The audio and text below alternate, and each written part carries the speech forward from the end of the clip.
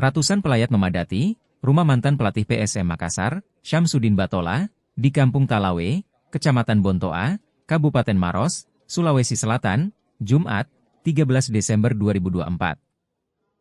Pantauan langsung Tribun Timur, nampak puluhan karangan bunga menghiasi halaman rumah pelatih Persewangi Banyuwangi ini. Pelatih PSM Makassar, Assegaf Razak, turut hadir menyampaikan bela sungkawa.